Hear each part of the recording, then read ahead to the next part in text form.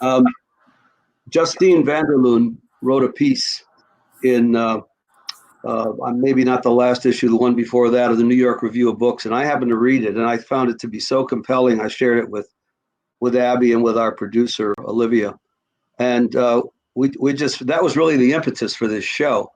And then we came upon the other great guests that we have. But Justine, that piece was sobering, shocking, moving in so many ways.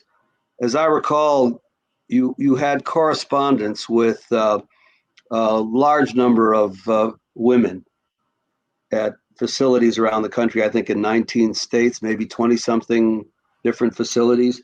Um, over a 2-year period, there were, I think you said something like 600 emails and various phone calls and other ways of communicating.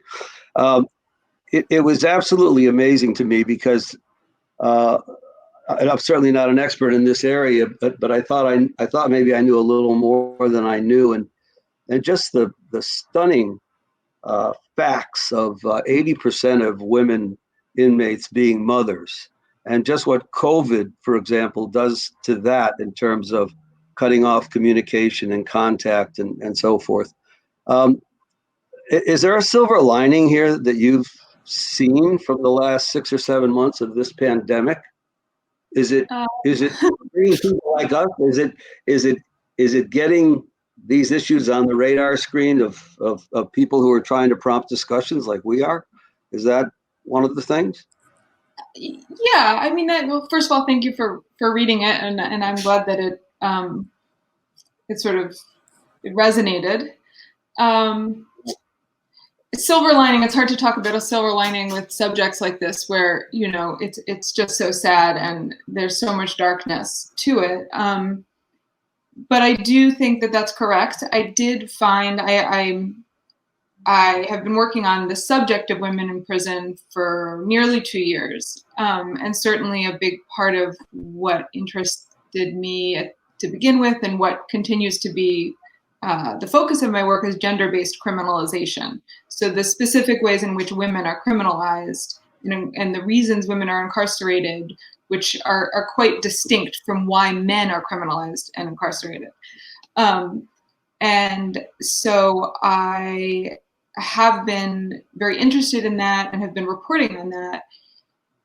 At the beginning of my reporting, and maybe it was the quality of my work, but I'm not so convinced of that. It's a hard topic to get people to care about. It's like the most marginalized of the most marginalized of the most marginalized population.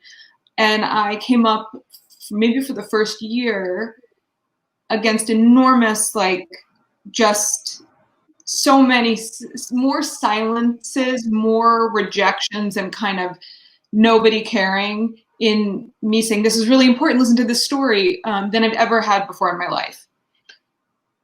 And when COVID came around, so I'm not sure, I can only say this is what happened. I can't make a total Yeah.